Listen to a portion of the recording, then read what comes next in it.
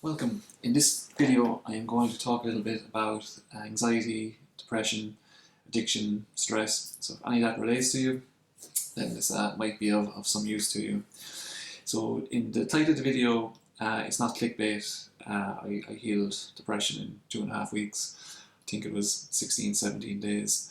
I'll get to that in a second, but first I'll just go through briefly just the history that I have with depression. So at 16, so that's, Jesus, 1996, 97, a long time ago now, I was diagnosed with depression. I also struggled with insomnia and a little bit with anxiety. So at 16, I was put on medication, and again, the medication I was put on didn't really help. It was Seroxat. I think some countries they call it Paxil, but it is now banned. excuse me, now banned from under 18s because in the trials it wasn't very good for people under 18. But my depression it wasn't mild, it was pretty severe. I used to spend an awful lot of time crying, and I could never sleep. I was stressed the whole time. My mind never stopped moving. It was constantly going. And in the end, I think when I was 17, I was put in the psychiatric unit for 4 weeks. Again, I had suicidal thoughts for a good while. Eventually, so I was on Seroxat for about a year. I was then switched and put on lithium, and lithium helped in the sense that I wasn't crying all day. The deep states of depression weren't there anymore.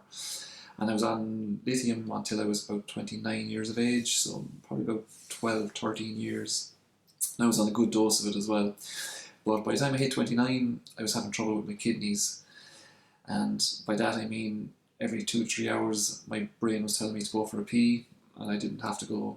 And then when I eventually started looking up the side effects, it was how it affects the kidneys.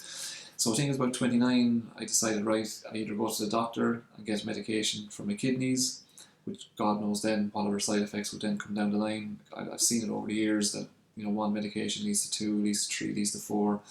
So I decided then about 29 to look for alternatives, and I had the internet at the time, and I started Googling. God bless Google. But I started looking up for holistic ways to heal, or alternative ways to heal depression and anxiety. And it was around that time as well. It was when the recession started here in Ireland. We had the banks collapse. So not only my depression, the lithium helped with the depression in the sense that I wasn't depressed. But on the other side, I wasn't happy either. It was almost like it numbed me. So I just didn't have to feel. But that also as well, I was smoking an awful lot of cannabis to help deal with the insomnia, to deal with the anxiety, to deal with the stress of life as well. But at 29, I was waking up every morning at 5 a.m. because the recession was kicking in, and I was working in construction, so there was a risk of no work, and then you lose your house, and how do you pay bills?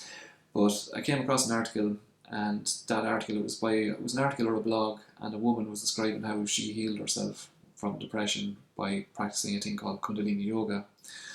I'd never heard of that before. I'd heard of yoga, alright, and over the years I tried many things, go to the gym, martial arts, Tai Chi, all of this. But when I read the article about how she healed herself, there was a link to more information about Kundalini Yoga, and I just started reading that. I think I spent maybe 2-3 days reading that information, and that then led to me going and buying a book online because there wasn't any classes around here.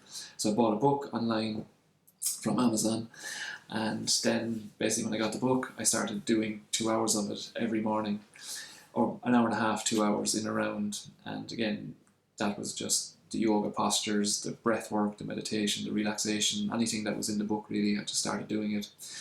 And it was 2.5 weeks, I remember walking down the stairs and I was just smiling. My girlfriend at the time was kind of looking at me, kind of going, what are you so happy about? But I'll never forget the day because, I'd been depressed for such a long time. And even when I wasn't in a state of depression, as I said, I wasn't happy. And to be walking down the stairs at 8 o'clock in the morning with a smile on your face for no reason, basically, it was a different experience, but I remember it well. And I remember sitting at a table that day going, geez, the only thing that I was doing different was this yoga. So I thought that there and then I said, right, I'm going to go and teach it. Especially, I was told I'd be on medication for the rest of my life. I'm not having a go at medication or telling you shouldn't take it, but to be sitting there smiling, and it wasn't from medication, it was from something completely different. And yeah, I decided there and then that I was going to do the teacher training. And since then, that was 14 years ago. I spent 10 years traveling around Europe studying with different teachers, going to any retreat, any workshop that I possibly could, just so I could learn more about it. Um, but ultimately, that was just so I could understand it more. I didn't even need to do that. All I need to do is just keep practicing. To say in yoga, it's 99% practice, 1% philosophy. But human beings, we like to know how things work. So that was where, and I'm quite logical in that sense. I wanted to understand it more. But yeah, it was the best thing I ever did. And since then, this is back in 2010. Like, I haven't been to a doctor since. I haven't been to a chemist since.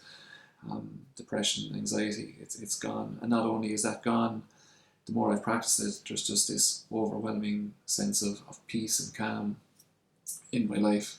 Because again, the way we experience life is from the inside out. So if you're stressed or depressed or anxious, then that's how you experience life. Whereas if you're calm and content and happy from the inside, that's how you experience it.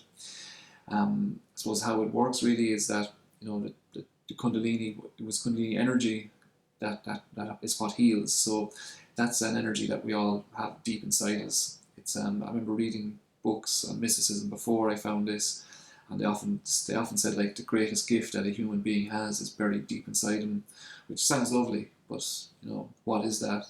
It was only then when I started practicing the Kundalini yoga that I understood what they were talking about. And it's ultimately the Kundalini energy is, we all have it. It's the energy of many ways to describe it. It's the energy of healing, it's the energy of transformation, it's the energy of consciousness, awareness. Some would say it's the light of your soul, the light of your spirit. And the thing is, as well, is that I'm not a rare case. I've, over the years that when I've been traveling, I've spoken to many other people who were in the same situation.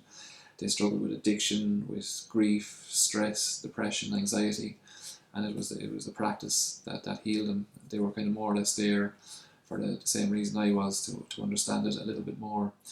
But if you're interested in the healing side of it, or the transformation side of it, I created a course. Now, like I say, I created a course. I didn't create the exercises. This thing goes back thousands of years, but I did put a course together.